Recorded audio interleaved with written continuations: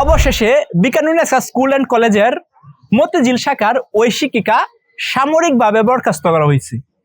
আপনারা জেনে থাকবেন, আমি আজকে নাইলে গতকালে আমি একটা নিউজ তৈরি করছিলাম। সেখানে হচ্ছে বিকানুনিয়াসার বাংলাদেশের যে শিক্ষা প্রতিষ্ঠান আছে সেটার মধ্যে একটা one of the most popular একটা শিক্ষা প্রতিষ্ঠান, সেটা হচ্ছে Viqarunnisa school and college Motijheel প্রভাত পেরি একটা শাখায়। সেখানে 22 জন শিক্ষার্থীকে ক্লাসরুম থেকে বের করে দিয়েছিল। কেন বের করে দিয়েছিল? কারণ ওদের অপরাধ ছিল এইটাই যে ওরা কেন হিজাব করে ক্লাসরুমে গেছে।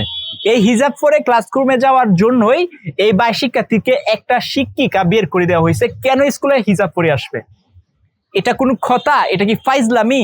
হিজাব পড়ছে যে মুসলিম হিসাবে গুড, মানে আরো একটা গুড বিহেভিয়ার করবে এই স্টুডেন্টের সাথে, যে না একটা ইসলামের দৃষ্টিভঙ্গিতে গেছে, একটা ভদ্র পোশাকে গেছে। না, এটা না করে ও কি করছে? বের করে দিছে। এই হচ্ছে কি শিক্ষা প্রতিষ্ঠান?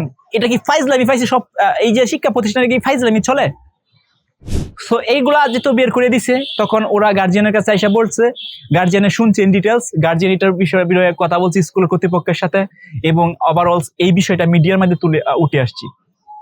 শুধুমাত্র যে বিকানুনিয়াসা স্কুল অ্যান্ড কলেজের এই বিষয়গুলো ঘটতেছে এরকম বিষয়টা এরকম না। বাংলাদেশের অসংখ্য স্কুল আছে এরকম বদমেধাজি বা এরকম কিছু শিক্ষিকা বা শিক্ষক থাকে যারা হচ্ছে অন্যায়ভাবে অনেক কিছু করে থাকে, কিন্তু এইগুলা মিডিয়ার সামনে উঠে আসে না বলেই কিন্তু ওরা পার পেয়ে যায়। কিন্তু এই যে ঘটনাটা বের হয়ে আসছে, দ্যাটস ওয়াই এই শিক্ষার্থীকে আজকে আমি দেখলাম যে কিছুক্ষণ আগে একটা নিউজে দেখলাম যে ওই শিক্ষিকাকে সামরিকভাবে বরখাস্ত করা হয়েছে। এখন সামরিকভাবে যে বরখাস্ত করা হয়েছে, এটা অ্যাকচুয়ালি ঠিক কাজ করছি। কারণ একটা শিক্ষা প্রতিষ্ঠানে হিজাব পরে যেতেই পারে। হ্যাঁ, আমি মানি একটা স্কুলের রুল অ্যান্ড রেগুলেশন আছে, একটা নিয়ম কারণ আছে। সো হিজাব পরে গেলেই যেন বের করে দেওয়া হবে এরকম তো কোনো বিষয় না। যদিও এরকম একটা দুদিনও এরকম রুল রেগুলেশন থাকে, মানে আমিও জানি এরকম রুল রেগুলেশন নাই স্কুলে, বাট তবু যদি থাকে যে হিজাব পরে যাওয়া যাবে না, অ্যাটলিস্ট বুঝাই তো যে হিজাব পরে যাওয়া যাবে না, অন্য পোশাক সুন্দরভাবে তোমরা পরে আসো। কিন্তু তা না করে সরাসরি ক্লাসরুম থেকে বের করে দিচ্ছে। এটা শুধু ইসলামকে অপমান করছে, ওই শিক্ষার্থীগুলোকে অপমান করছে। সো এইগুলো কখনো মেনে নেওয়ার মতন না। মিডিয়ার মধ্যে উঠে এসেছে এই বিষয়টা। সো সবার নজরে আসছে এই বিষয়টা। আজকে দেখলাম ওই শিক্ষিকাকে সামরিকভাবে বরখাস্ত করা হয়েছে।